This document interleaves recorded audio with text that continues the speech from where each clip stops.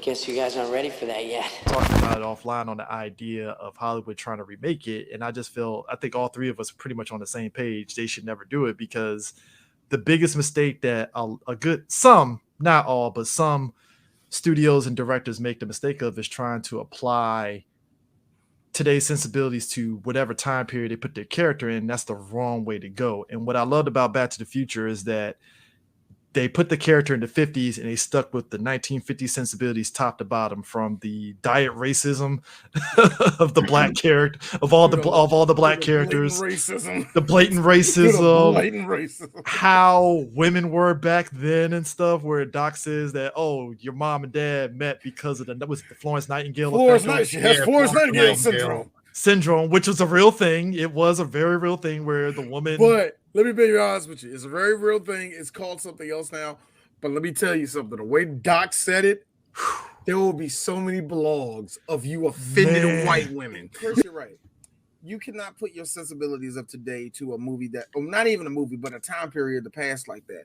One of the biggest legit criticisms that we had of Lovecraft Country was the way it's like, you know what, y'all playing this shit about him being gay a little bit too clean. You know what I mean? Like something like, look. I'm not saying we need somebody to spit on them or anything. We ain't like saying that. Like, hey, you know, hey, F word. You know, we don't need that every 6 seconds. You know what I mean?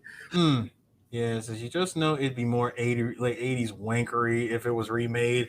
Okay. Exactly. Okay. No. Great Okay. example of that, Hold on. actually. Mint in the box reviews. I will agree with you, and I would say it would be more 80s wank, but because it's Hollywood and I don't trust Hollywood as far as I can throw it, right? Like, it's not just 80s. They're going to throw in the good 80s that Penn and Teller clearly proved that it was bullshit about the 80s. Yeah, that clean. Everything's rad. Everything is rad, neon, and all that stuff. No. I mean, come on. Y'all are clearly missing the brown here. Yeah, there's a shade of tan everywhere. And on top of that, shade of beige everywhere. And on top of that, again, like I said, I do not trust Hollywood. I really do believe that they would throw in today's sensibilities with the over-the-top 80s wank.